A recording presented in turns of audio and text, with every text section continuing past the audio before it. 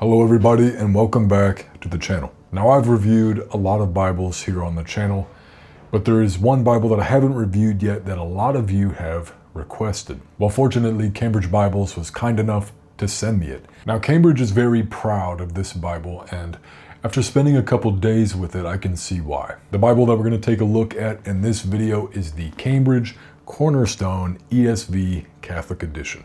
So without further ado, let's get into this review.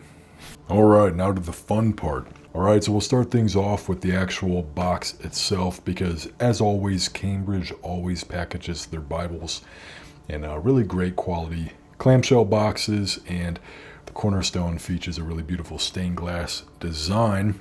And if you like that design, then I'm sure you'll be pleased to see that, because on the cover itself, it actually features a beautiful stained glass stamping right there on the front, followed by your gold foil Holy Bible.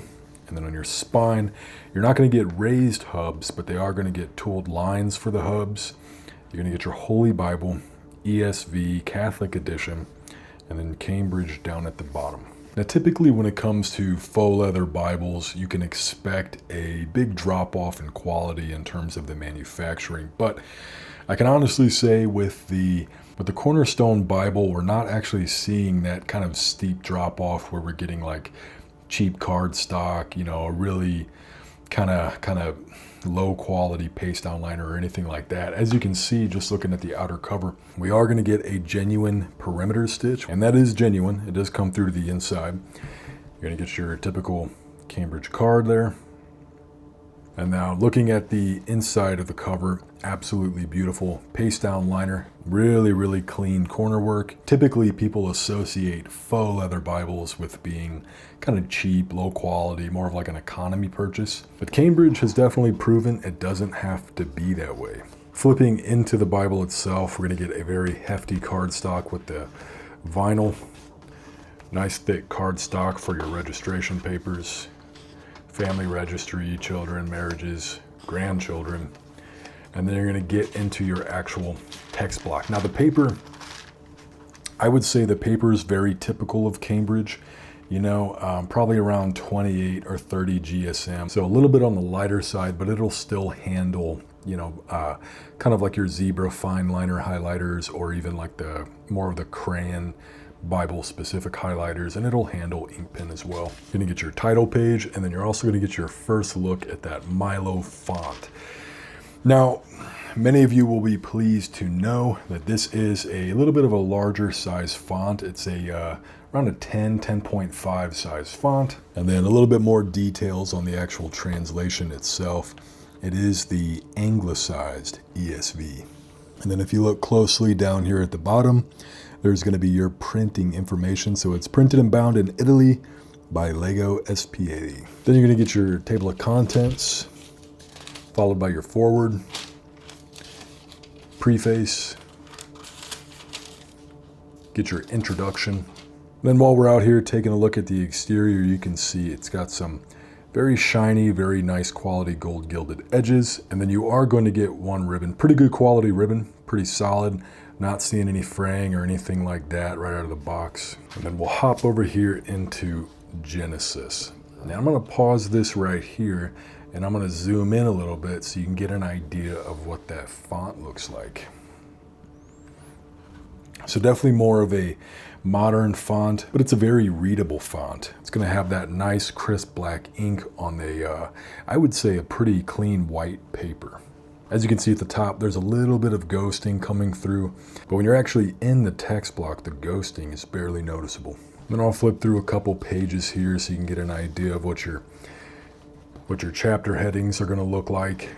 Chapter headings are very simple. It's just going to feature your chapter number along with a very simple one-line chapter heading. And then flipping over to Psalms, you'll see that they do have metrical psalms throughout the entire book.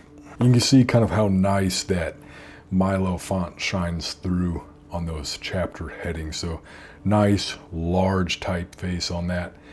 One thing I notice is that when you're kind of like skimming through the Bible very quickly, it's very easy to track on to, individual chapters. And one of the benefits of having the nice, large chapter numerals.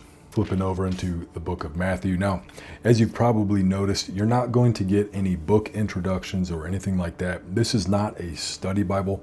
This is a very simple, just a plain text Bible. This would be great to take to Mass, take to adoration, take to, maybe if you're in RCIA, you can take to your RCIA classes, whatever it may be.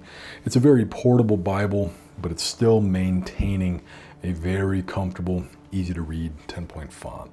Now, for some people, it may be a deal breaker, but you're not going to get your words of Christ in red. Personally, I don't care. If a Bible comes with words of Christ in red, cool. If it doesn't, cool. It really doesn't affect me either way. And then flipping to the back of the Bible, you're going to get a table of weights and measures.